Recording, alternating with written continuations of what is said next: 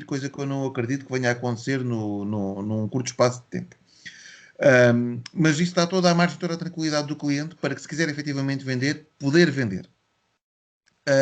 Neste prazo de 5 anos, terá uma prestação mais baixa. Agora imaginem, eu quero vender a casa, mas entretanto mudo de ideias, porque o amigo ou o vizinho ou o primo me disse que era bom arrendar, porque está efetivamente a obter um bom retorno do arrendamento que fez, ou de que um amigo ou um familiar também fez, e eu opto por arrendar a casa no mercado. Posso fazê-lo. A questão é que não vou eternamente ficar com uma prestação mais baixa, porque isso significava que na última prestação, quando eu tiver que pagar o capital todo, vou ter que pagar a casa quase na íntegra. E não é isso que se pretende. Portanto, no início do 6º ano, se eu não vendi a casa antiga, eu vou ter na casa antiga uma prestação também constante de capital e juros. Mas os 5 primeiros anos têm uma prestação mais baixa. Eu não gosto de falar em prazo para vender a casa, porque isso parece que é estar quase a colocar uma guilhotina no pescoço do cliente. E sei que muitas vezes o próprio cliente tem essa abordagem. Quanto tempo é que eu tenho para vender? Eu não gosto de colocar um prazo, porque naqueles clientes que são mais conservadores na sua análise, isso significa, e os clientes não conhecem o mercado como nós conhecemos e como vocês também conhecem, e às vezes não têm noção de que se colocar a casa a preço, ela vai ser vendida num curto espaço de tempo. Colocar um prazo, definir um limite para um cliente muito conservador pode ser o mesmo que estar a empurrá-lo para fora do negócio. E por isso eu não faço a abordagem dessa forma. O cliente é livre até de não vender a casa. Ok. É sempre uma opção que tem. A prestação é mais baixa durante os primeiros 5 anos. Ok. Está respondido, Simão. Muito bem. Quais são as vantagens que o cliente tem que contratar consigo? Olha, uma das vantagens é nós podermos tratar de todo o processo da mesma forma que estamos a fazer este workshop, totalmente à distância. Aliás, eu posso dizer, hoje às 8h30 da manhã, a primeira coisa que fiz foi uma reunião com o cliente, uma reunião virtual, porque estamos todos em confinamento, uma reunião com o cliente para fazer assinatura de FINES, de seguros, para uma escritura que vamos fazer agora no dia 26. É tudo digital, é isso? Tudo de forma digital. Nós estamos a desenvolver o processo de assinatura digital para toda a documentação. Neste momento ainda não o temos disponível para toda a documentação, temos apenas para uma parte, mas todas as reuniões, todos os contactos que fazemos com o cliente podemos fazer de forma digital. Aliás, eu posso dizer que no primeiro confinamento, isto é uma vantagem, porque nós neste momento já sabemos aquilo que vamos. No primeiro confinamento fomos todos apanhados de surpresa, até mesmo pela gravidade do vírus e pelo desconhecimento que tínhamos sobre o vírus, sobre formas de transmissão, sobre cadeias de transmissão. Nós fomos apanhados de surpresa no primeiro confinamento e acho que todos nós tivemos de descobrir formas novas de trabalhar e tivemos de nos reinventar nesse sentido. O CI também o fez e nós já estávamos a tentar tornar o nosso negócio mais digital e acabámos por apanhar esta boleia e por tornar a nossa relação com os próprios clientes mais digital. Eu posso dizer que durante o confinamento fiz reuniões e fechei negócios com clientes. Estou-me a recordar de um cliente de Sines, em que tratei tudo a partir de casa em Setúbal e só conheci o cliente meia hora antes da escritura. Um cliente de Évora, em que fizemos exatamente a mesma coisa e só nos conhecemos na escritura. Vou esta tarde assinar também à distância e FINES com uma cliente de Porto Alegre e nós em Porto Alegre o próprio acompanhamento aos parceiros é feito à distância, não o fazemos presencialmente. E portanto toda esta digitalização é uma vantagem que o cliente hoje em dia tem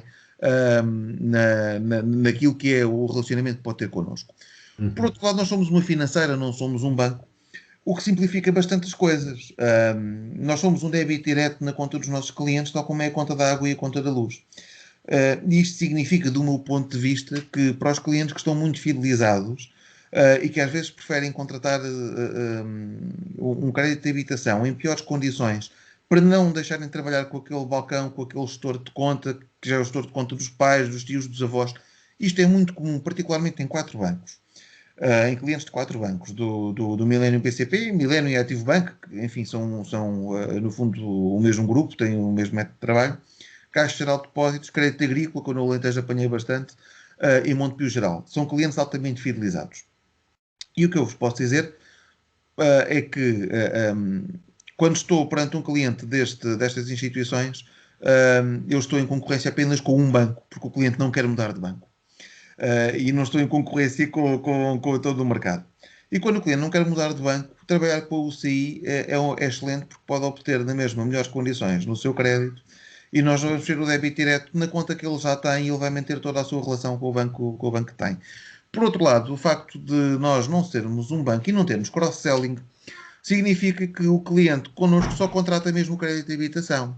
E, portanto, na sua TEG só está refletido aquilo que é o custo do crédito de habitação. O cliente não vai ser obrigado a contratar uma série de produtos, não vai ser obrigado a pagar manutenções de conta, por exemplo, porque se ele em qualquer momento deixar de estar satisfeito com o seu banco, pode mudar de banco, só tem que nos indicar o novo IBAN, tal como vai indicar a empresa da água ou a empresa da luz.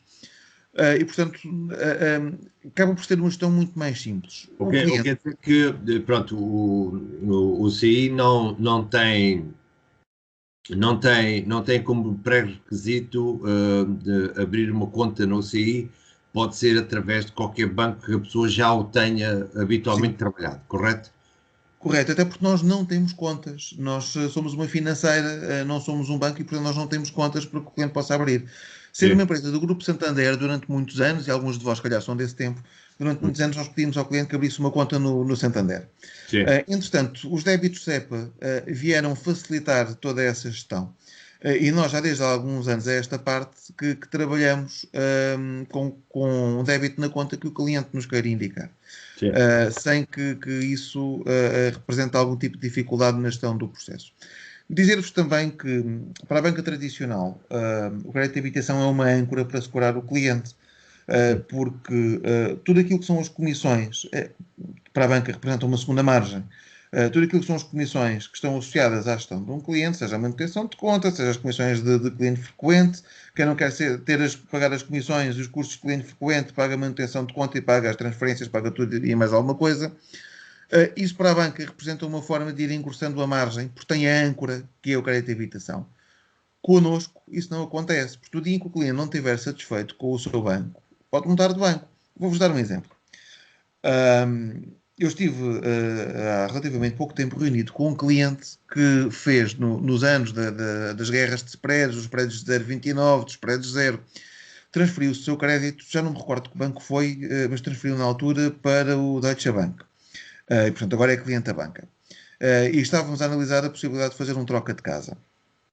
E para o cliente, o facto de poder trabalhar com qualquer banco e ter apenas um débito direto é uma vantagem significativa. Eu vou-vos explicar porquê. O cliente mudou de banco, fez a transferência de crédito por causa do spread. E o Deutsche Bank, na altura, o Deutsche Bank é um banco muito virado para, não para o crédito, mas para os investimentos, que tem uma série de soluções em termos de investimento para os clientes que têm maior capacidade financeira, portanto é um banco de aforro, um banco de recursos, não cobrava comissões de manutenção de conta. Passado 3 ou 4 meses, o cliente ter feito a transferência de crédito, o Deutsche Bank mudou a sua política e o cliente passou a pagar 10 euros por mês mais imposto de selo. Ou seja, aquilo que poupou na prestação por ter reduzido o spread foi pagar a mais por ter tido uma comissão de manutenção de conta que não foi contratada no início porque estas comissões são variáveis. E nós sabemos, todos nós ouvimos as notícias, nos últimos 3, 4 anos tem sido uma forma que a banca tradicional tem encontrado para compor um pouco as margens do seu negócio, tem sido o aumento das comissões, particularmente as comissões de manutenção de conta. Connosco isso não acontece. O cliente, quando quiser mudar de banco, muda de banco. Nós vamos atrás porque somos o débito direto. Paulo está sem som. Peço desculpa. Temos aqui mais uma pergunta do Ricardo. Faz favor, Ricardo. Eu prometo que é a última, não pergunto mais nada. Não pode perguntar todas as que quiser, esteja à vontade. Não pergunto mais nada. Portanto, a UCI é uma financeira, certo? Certo. A questão que eu ponho é esta. Vocês também têm plafond para crédito de habitação, para cumprir rácios de solvabilidade, ou não têm plafond? A questão é em relação aos plafonds que vocês têm para emprestar para crédito de habitação. Plafond, do ponto de vista do nosso negócio total? E a nível total, claro. Sim. São 100% porque eu não tenho outro tipo de produto. Eu só vendo crédito de habitação. Portanto, vocês podem emprestar tudo. Mas estava a falar do quê? Da percentagem de financiamento ao cliente ou daquilo não, que não, é? Não. da própria UCI. A UCI tem um plafond de crédito para os objetivos. Nós só fazemos crédito de habitação ao nosso único produto e, portanto, os meus objetivos são sempre definidos em função do crédito de habitação que a UCI espera vender. Mas digo que uma previsão, a nível de previsão. Mas nós temos passar a previsão. Nós temos todo o gosto em vender mais dinheiro do que aquele que tínhamos definido no início como objetivo, claro. Da mesma forma que acredito que o Ricardo, se puder ultrapassar os seus objetivos de vendas no final do ano, vai fazer o possível por ultrapassá-los. Portanto, quem é comercial e quem tem atividade comercial... Tem direito a uma festa. É isso mesmo. Quem é comercial e quem tem atividade comercial, define objetivos como indicador, mas quer sempre ultrapassá-los, naturalmente. É que geralmente a banca tradicional tem plafons. Tem plafons pré-estabelecidos por causa do Banco de Portugal. O próprio Banco de Portugal determina isso. Por causa dos rácios de solvabilidade e por aí fora. E depois fecham a torneira quando chegam a outubro, não é? Atingiram o objetivo e fecham a torneira. Era aí. Não, connosco não tem esse problema. Nós não fechamos a torneira. Okay. Aliás, durante a crise, deixe-me dizer-lhe isto, nós só temos este produto e, portanto, durante a crise, se nós tivéssemos deixado de fazer crédito de habitação, como a banca também optou por deixar por uma questão de risco, nós tínhamos fechado a atividade, tínhamos ido embora. E não o fizemos. E o rei seja feito, o BPI também não. Ficámos os dois praticamente sozinhos no mercado a trabalhar crédito de habitação. Sim, isso é verdade. Obrigado. Dr. João, mais uma questão. Como está o mercado hoje? Eu acredito que o mercado, apesar de tudo, apesar das dificuldades pelas quais nós estamos a passar, está bastante saudável e que terá condições até mesmo para crescer um pouco. O ano 2020 foi um ano em que tivemos um impacto significativo.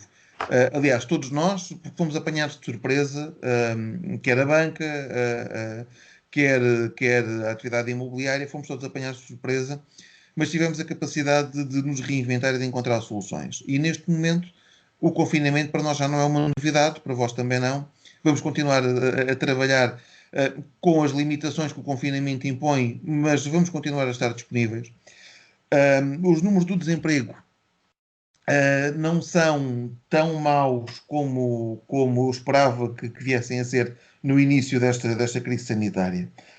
Há efetivamente um aumento do desemprego, particularmente nos setores da restauração e no setor da hotelaria.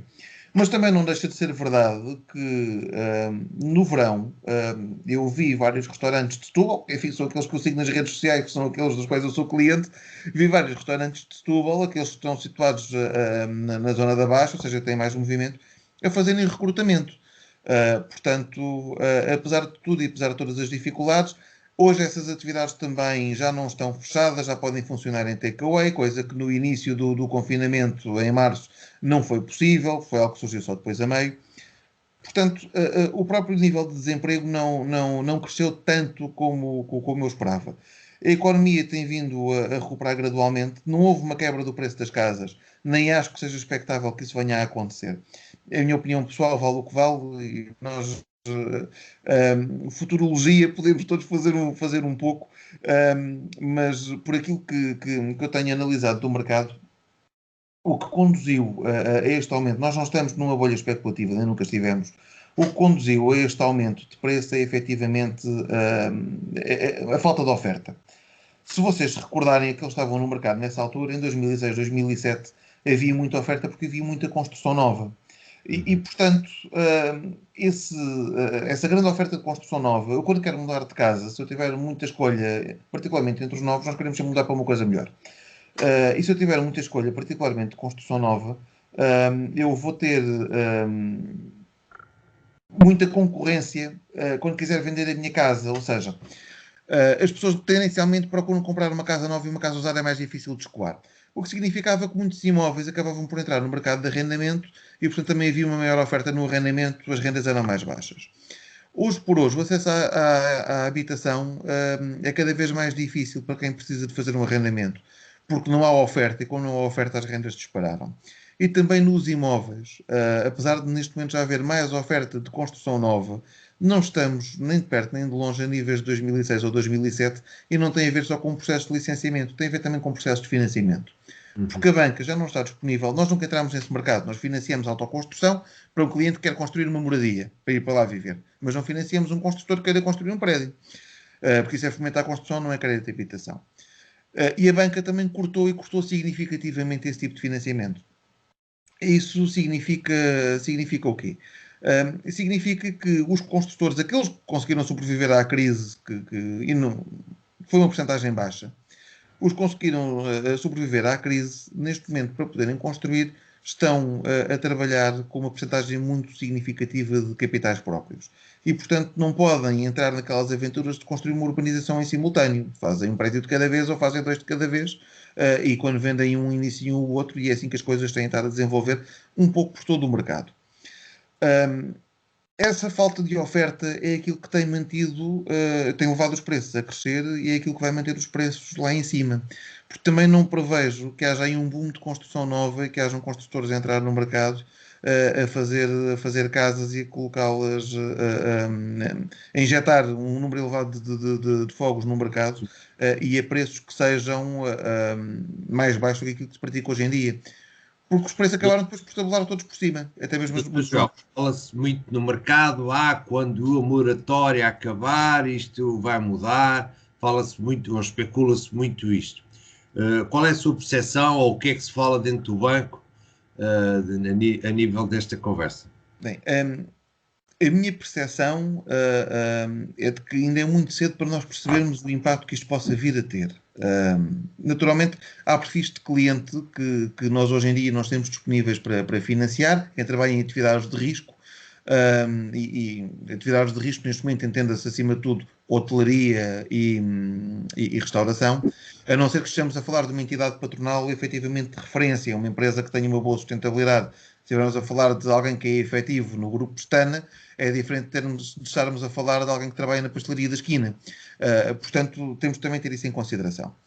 Nós, por exemplo, não estamos a fazer financiamentos a clientes que tenham optado pela moratória, porque sabemos que esse cliente já no passado, há quem eu tenha feito por uma questão de simplicidade, porque já que tenho acesso vou optar por isso, há quem eu tenha feito realmente por necessidade. E como nós não conseguimos perceber qual é que foi o caso, se foi necessidade, se foi opção, pagar e morrer quanto mais tarde melhor, todos nós sabemos isso,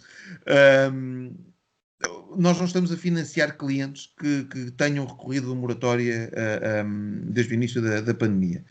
Porque muitas pessoas também querem optar por uma casa mais cara e, portanto, nós temos essa limitação nesta fase. Ainda é muito cedo para perceber o efeito das moratórias, por uma questão muito simples. Nós ainda não sabemos quando é que elas vão terminar. Coloca-se a hipótese, embora neste momento ainda seja algo que está muito no ar, mas coloca-se a hipótese de elas se virem estender eventualmente até 2024. Portanto, também esse impacto vai depender daquilo que foi o tipo de moratória que o cliente escolheu. Porque, para além da moratória pública, as instituições também criaram moratórias privadas para ajudar a enquadrar o cliente com soluções que fossem diferenciadas e mais adequadas ao seu perfil. Acima de tudo, aquilo que todos quiseram fazer, quer o Estado, quer os bancos financiadores, foi encontrar soluções que ajudassem o cliente a cumprir com os seus encargos e não a entrar em incumprimento. E, portanto, há diversos tipos de moratórias. Há a moratória em que o cliente só está a pagar juros e, portanto, estendeu o prazo. E estendeu o prazo quando começar a pagar a sua prestação. Aquilo que vai acontecer é que vai ter uma prestação igual àquela que tinha anteriormente. Portanto, se não teve quebra de rendimentos ou se continuar a trabalhar, não terá um impacto significativo. Temos as moratórias em que o cliente está a pagar zero e, portanto, quando começar a pagar, vai ter uma dívida superior porque, entretanto, os juros foram capitalizando. Tudo depende daquilo que for o prazo pelo qual efetivamente as moratórias puderem vigorar e depende também daquilo que for a situação profissional das pessoas no momento em que voltarem a pagar. Nós somos escrituras de hábitos e habituamos a ter determinados encargos adaptados aos rendimentos. Se o nosso encargo hoje é mais baixo e daqui a 6 ou 7 meses ele começar a crescer, porque a moratória acaba, é normal que haja ali 1 ou 2 meses em que sentimos o impacto. Agora, se as pessoas tiverem mantido o seu emprego ou tiverem nesta fase, se perder o emprego, tido a capacidade de encontrar um novo trabalho e há atividades que continuam a recrutar, eu acredito que o impacto não vai ser assim muito significativo. Eu não antevejo, francamente, enfim, eu se calhar sou um bocadinho otimista, mas a verdade é que não antevejo que se esteja a aproximar uma crise em que as pessoas deixem de conseguir pagar, os bancos comecem a executar hipotecas, tenhamos outra vez carteiras de imóveis de 300 e 400 casas, ou mais na banca tradicional. Não antevejo que isso venha a acontecer, porque nós hoje em dia vivemos uma situação que é completamente distinta da situação que vivemos na crise anterior. Nós, na crise anterior, tivemos as pessoas a enfrentarem em simultâneo dois movimentos distintos e que se foram prolongando ao longo do tempo. Por um lado, as Euribors subiram e, portanto, as prestações subiram. Por outro, os rendimentos baixaram porque tínhamos desemprego, ou deixaram de ter horas extraordinárias, ou deixaram de ter prémios, e as pessoas não se conseguiram adaptar em tempo útil. Aquilo que nós hoje estamos a viver é uma crise sanitária, não é ainda uma crise económica ou financeira.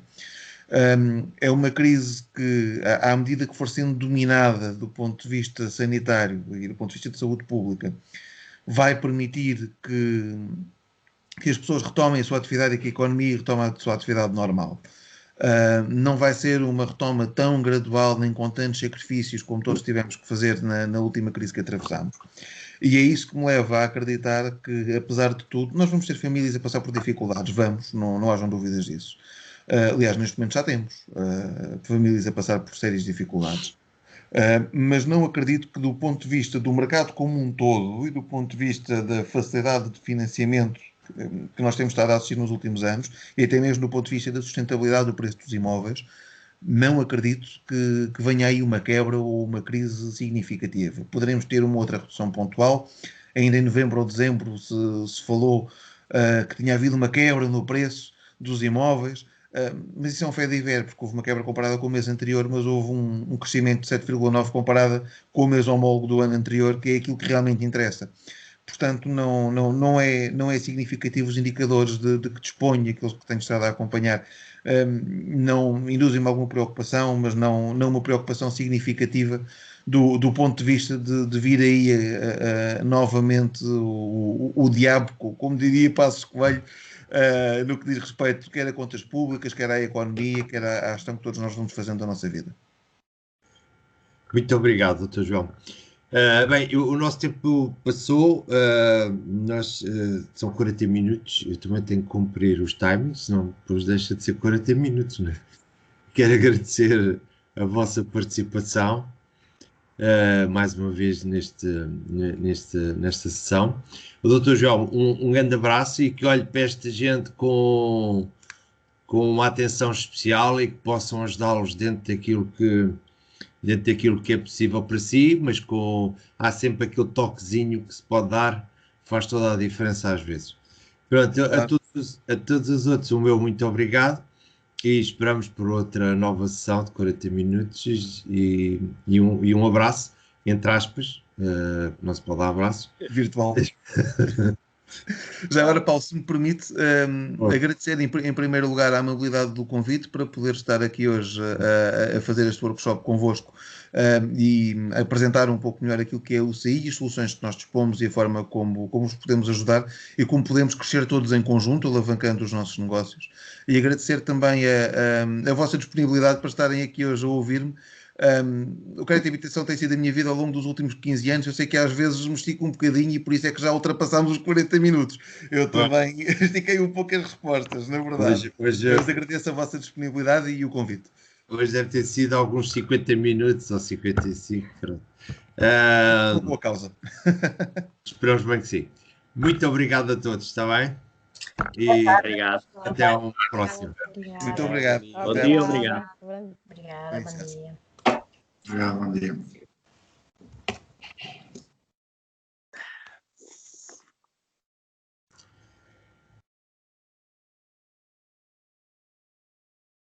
Olá.